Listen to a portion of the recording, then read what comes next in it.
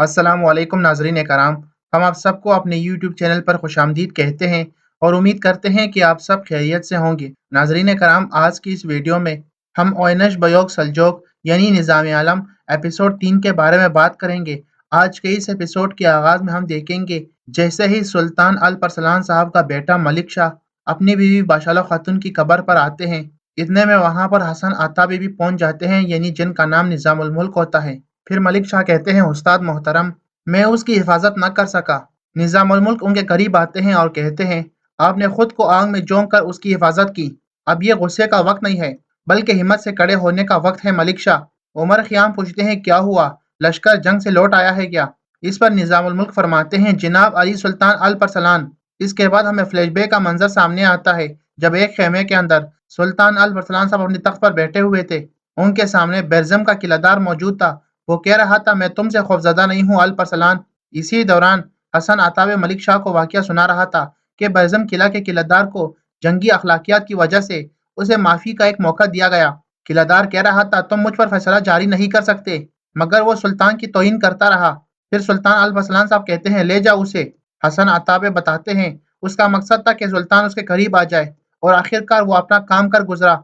जब सुल्तान अपने तख्त की जानिब बढ़े, गद्दार ने वो जहरीला तीर उसने छुपा रखा था, उनकी पीठ में जानलेवा मकाम पर वार किया। आखिरी सांसों के दौरान सुल्तान अल परसलान साहब फरमाते हैं, ये मेरे लिए नहीं, सल्तनत के लिए फिक्रमंदी का वक्त है जनाब। फौरन सफर पर रवाना हो निजामुल मुल्क। मेरे बेटे मलिक शाह को तख्त नशीन करे, सर कट कर भी गिर पड़े तो भी परचम न गिरने पाए। बैतुल मुकद्दस की हिफाजत करे, हरमैन शरीफैन को गलत लोगों के हवाले मत करे, और अब मलिक शाह के साथ कुस्तुनतुनिया की जारी बढ़े निजामुल मुल्क। मुस्लिमों की मदद की जाए, अपनी तलवार से जालिमों को लगाम डाले। अल्लाह की दी गई अमानत यानी तख्त को उसके अहल लोगों के हवाले करने का वक्त आ चुका है। फिर इसके बाद सुल्तान अल परसलान साहब कलमा शहादत पढ़ते हैं और वहीं पर शहीद हो जाते हैं और अल्लाह के पास चले जाते हैं।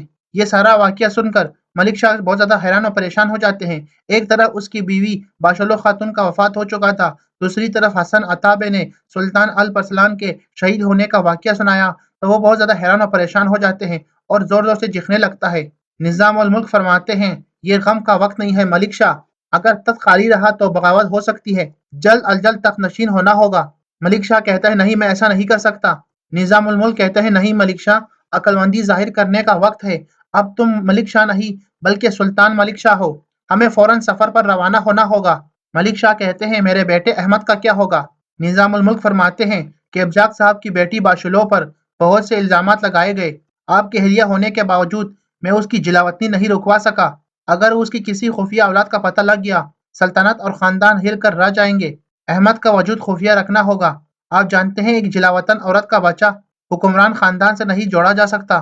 उसे मुझे दे दो। फिर मलिक शाह बहुत घबराते हुए अपने बेटे को, जिनका नाम अहमद था, उसे निजामुल मुल्क के हवाले कर देते हैं।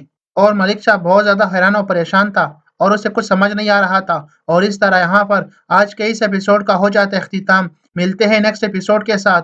दुआओं में याद रखिएगा।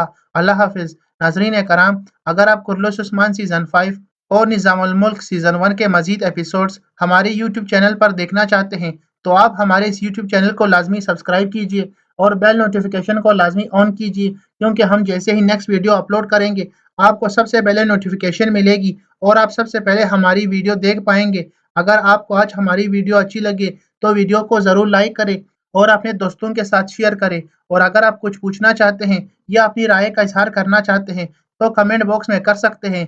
हम आपके राय और सवाल का जवाब ज़रूर देंगे। तब तक के लिए अल्लाह हाफिज।